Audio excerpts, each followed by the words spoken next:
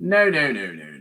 But something that is on is this. Hey, this is Hannah Melville Ray from the Australia Institute. I'm listening to the New Blurt with Wency and the Kegsta, and you should be too. It's on Tuesday nights, live from around 8 p.m. But these fires are certainly not a function of climate change, they're just a function of life in Australia. Why would a scientist want to change people's vote? I mean, this is you saw the spin over the past week as they drip fed. A poll that came out last month, which found 1 in 4 Americans is skeptical of all the effects of climate change and thinks this issue's been exaggerated. It's cold. You're listening to Green There, Done That on the New Blurt with Wency and the Kegster. Wency, my friend, would you like to go first? Yeah, sure. All right, so I'm going to start off with some news close to hand or close to home. In the Lockyer Valley, which is just west of Brisbane, is one of the biggest food bowls of Australia. So now, sorry, hang on a sec. You said food bowls, didn't you? Food bowls, yes. Yes, good, excellent. That's not what I heard, and I'm deaf, so that's fine.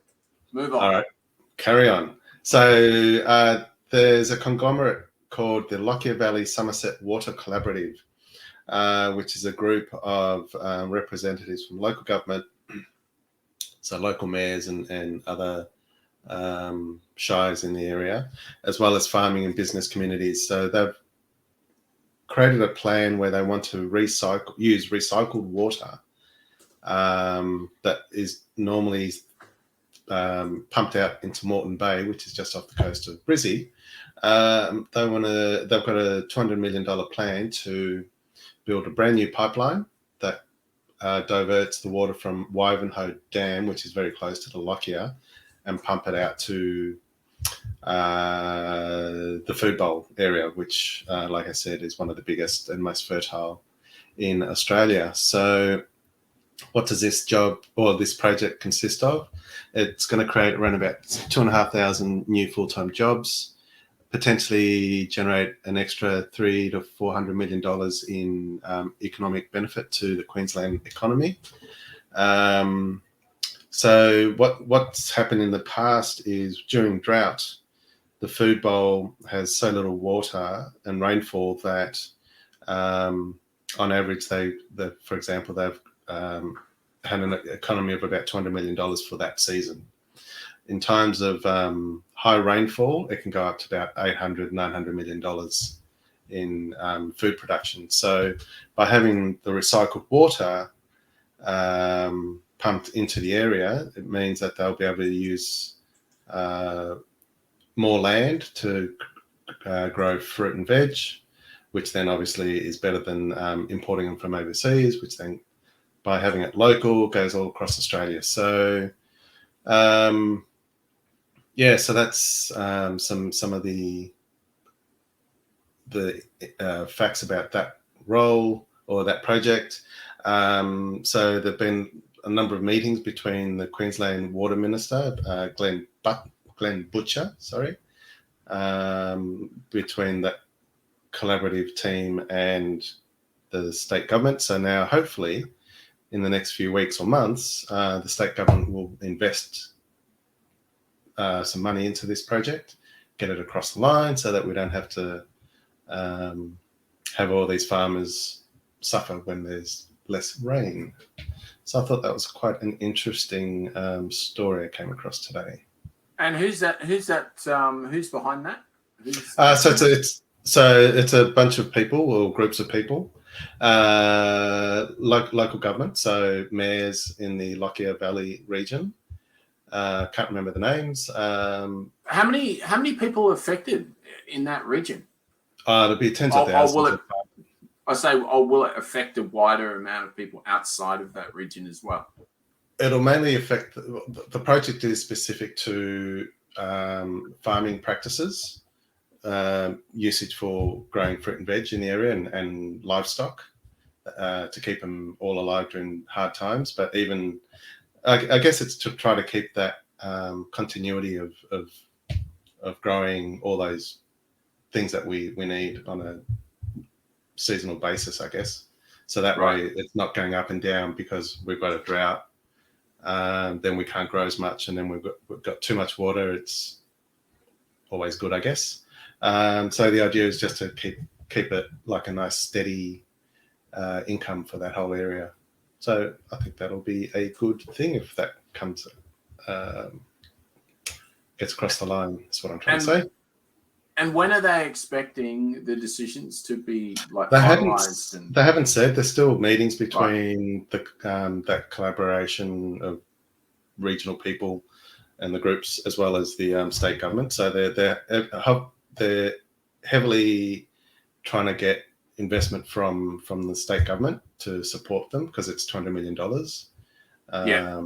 to get the pipes diverted. Rather than waste it out into the ocean. So so it'll be pretty good. So we might have to keep an eye on that one, see if it comes across. I think we will, definitely. In fact, what we might do with our greentheredonethat segment is to articles like that you sort of come across, and there's projects that we're looking at. Maybe we'll get a schedule together and sort of follow it. And, follow it up in the next Green There Done That segment. Well, not the next one, but you know what I mean. Sort of keep an eye across it. Yeah. And maybe when you're talking about something else, just say, this is where this is going type thing.